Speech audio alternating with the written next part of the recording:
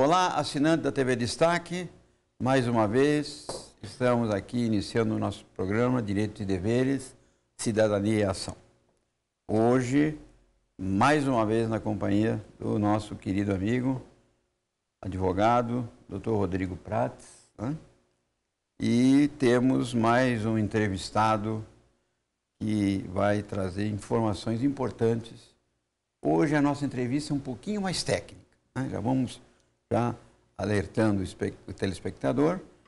Nós temos, obviamente, colegas advogados, muitos estudantes que nos assistem e temos as pessoas que nos prestigiam toda semana e que não são da área jurídica.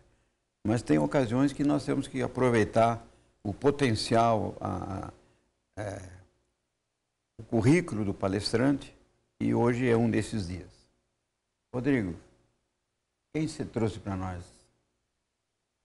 Olá, Clóvis. Olá, você que nos assiste. Uma honra novamente estar aqui dividindo a bancada com você, Clóvis. Meu professor da faculdade, meu amigo e hoje companheiro de programa aqui na TV Destaque. Bom, primeiro, nosso entrevistado também veio de longe.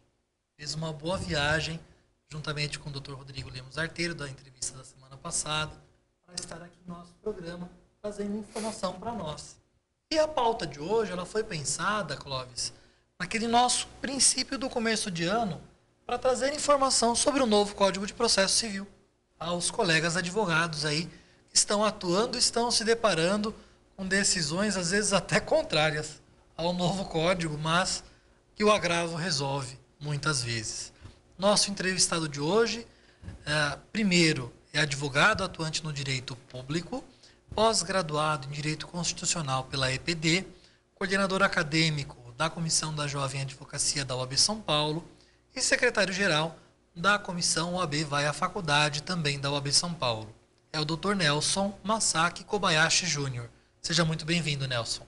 Muito obrigado, Rodrigo. Muito obrigado, professor Clóvis. É uma honra estar aqui com vocês. Eu cumprimento a vocês e a quem nos assiste, seja pela TV Destaque ou seja pela internet. Muito bem. Dr. Nelson Kobayashi Jr. Nós praticamente completamos um período aí de gestação, 9 meses em vigor do novo CPC, né? E o novo CPC, para quem atua no dia a dia como advogado, como juiz, como promotor, é uma novidade que foi saudada por muitos e muita gente torceu o nariz. Como é que você vê o novo CPC desses 9, 10 meses que nós estamos já enfrentando? Quais são as principais novidades, os principais destaques, né? Faça uma prévia, né? Uma visão panorâmica do que você está vendo com o... Eu tenho dito o seguinte, não é mais novo CPC, é o CPC atual, né? Nós temos que falar agora do velho e do atual, né? Exatamente. Então, do atual CPC. Exatamente. Bem colocado, professor. O novo Código, ou o Código de Processo Civil atual, traz dentre as suas mudanças uma das que eu julgo uma das mais importantes, que é a da teoria dos precedentes, que é uma ordem dada pelo legislador no sentido de se respeitar, de se manter íntegra, estável e coerente o entendimento jurisprudencial, de se uniformizar o entendimento jurisprudencial. E talvez nesses 9 meses de vigência do Código de Processo a gente já vê que há, de certo modo, alguma resistência em se implementar esse respeito à tradição dos precedentes no nosso ordenamento jurídico.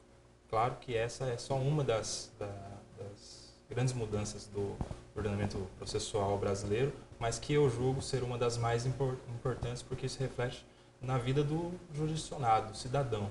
Esse programa trata de cidadania, não tem nada mais importante em termos de processo civil de que o advogado poder ter a possibilidade de dizer para o seu cliente da previsão de uma decisão judicial, o que até pouco tempo e ainda hoje não é muito seguro. A gente tem decisões de fatos idênticos, mas de soluções totalmente divergentes, né? Eu acredito que essa teoria dos precedentes, respeito à tradição jurisprudencial, seja uma das mudanças mais importantes do Código de Processo Civil de 2015. Então, Nelson, o que é a teoria dos precedentes do Código de Processo Civil? A teoria dos precedentes do Código de Processo Civil é uma ordem processual. É algo que já existia, já vinha se construindo no ordenamento processual brasileiro já há algum tempo, com a questão da súmula vinculante, que é aquele conjunto de decisões que formam um enunciado que vincula o judiciário e a administração pública na última década, com a questão da repercussão geral e dos recursos repetitivos, que pautavam uma uniformização jurisprudencial, mas que agora, com o Código de Processo Civil, virou uma ordem, no artigo 926, também combinado com o artigo 927, para que o juiz, o desembargador, o judiciário, de uma forma geral, uniformize a jurisprudência e a mantenha íntegra, coerente e estável. E, além disso, que a dê publicidade com bancos de peças nos seus sites, nos sites dos tribunais, para que os advogados, os operadores do direito, os defensores públicos, procuradores de justiça e o cidadão possa, de antemão, ter uma determinada previsão do que o judiciário tem entendido sobre casos. Essa é a teoria dos precedentes do Código de Processo Civil. Bom, como sempre, toda mudança tem gente que gosta e tem gente que não gosta, né? Eu lembro que quando veio a súmula vinculante, com a reforma do Judiciário em 2004, né? A súmula vinculante, o projeto da reforma, ela previa a súmula vinculante para todos os tribunais superiores. Depois houve uma grita geral, né? Boa parte da advocacia, dos próprios juízes, e aí desmembraram essa reforma e deixaram a súmula vinculante só para o STF para ver como é que ia ficar, né? Fazer uma experiência, né? E naquela época muito se falava que a súmula vinculante tirava a autonomia do juiz, né? O juiz, na primeira instância, ele está muito próximo das partes, né? Ele conversa com as partes, ou pelo menos deveria de conversar mais, alguns não conversam, né? Eles têm o contato direto numa audiência com o problema, e com a súmula vinculante ele tem que se vincular àquilo que já vem de cima para baixo. Então isso mexeria um pouquinho com a autonomia do juiz. Agora, com o novo código, eles conseguiram dar no meu modo de ver, burlar a legislação, a Constituição que prevê a súmula vinculante, e obrigam praticamente os juízes, desde que tenham uma súmula, não precisa ser súmula vinculante, a seguir aquela orientação, que é a orientação dos precedentes. Se o juiz não seguir o precedente, a súmula vinculante era obrigado. O que acontece, doutor Nelson?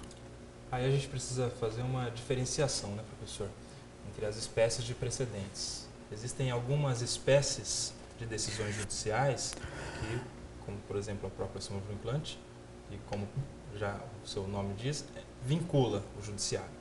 A exemplo da própria súmula vinculante e das decisões de controle concentrado de constitucionalidade, aqui a gente fala das decisões de ADI, ADCOM, ADPF, ou seja, aquelas decisões que declaram uma lei constitucional ou não no âmbito do Supremo Tribunal Federal, essas decisões vinculam o juiz. E vincula, que a gente lê obrigado mesmo, obriga o juiz a segui-las, sob pena de reclamação direto no STF. Se um juiz ou um administrador público não cumprir com essas decisões, o que cabe é reclamar no STF por afronta a essas decisões. Isso já acontecia, já era assim. Agora, com o novo código, a gente tem mais uma espécie de decisão que autoriza a reclamação, que são as decisões de incidente de resolução de demanda repetitiva, o chamado IRDR, também uma novidade do Código de Processo Civil, e das decisões de assunção de competência ali são coligadas, né? Essas decisões ensejam reclamação. As demais decisões, as demais espécies de precedentes, as ditas obrigatórias, por exemplo, as súmulas de maneira geral, as decisões de repercussão geral, decisões de recurso repetitivo, as decisões de colegiado do órgão especial do tribunal que o juiz estiver vinculado, teoricamente são chamados de precedentes obrigatórios, mas que não ensejam reclamação. E talvez nesse ponto a gente tenha aqui um maior problema nesse início de vigência do Código de Processo Civil. O legislador foi frouxo? Eu não sei se foi frouxo, mas eu acredito que o grande problema não é nem a ordem legal, é o cumprimento da ordem. Porque o Código está dizendo que são precedentes obrigatórios, o artigo 927. Só que se o juiz ou o desembargador não aplica, o que cabe nesse caso, até o momento, é recurso especial, é levar essa interpretação ao Superior Tribunal de Justiça. Até esse momento, nas pesquisas que fiz, ainda não tivemos uma decisão judicial a respeito, um pronunciamento do STJ a respeito de como tem ficado essa questão do respeito aos precedentes.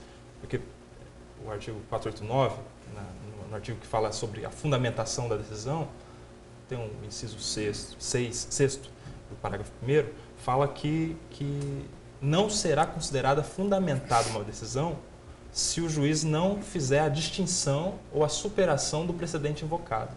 Precedente, jurisprudência ou súmula. E aqui, professor, eu não sei se me adianto, mas já fica uma crítica à aplicação do novo Código. Os juízes têm dito que o precedente não é obrigatório, porque não é vinculante. O precedente é esse, normal, persuasivo, uma decisão judicial de mesmo fato. E isso tem enfraquecido a teoria dos precedentes. Ou seja, nós estamos na prática vivendo aquilo que é a contramão da ideia. Nós estamos, em vez de respeitar os precedentes, talvez o legislador tenha dado carta branca para o juiz não respeitar porque não é mais obrigatório ou vinculante.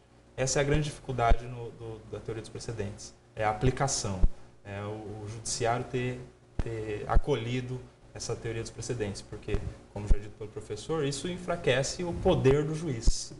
Na medida em que favorece a uniformização e a segurança jurídica, como direito fundamental que tem tirado o poder de decisão do juiz. E essa é a grande dificuldade da aplicação do novo Código de Processo Civil no que diz respeito à teoria dos precedentes.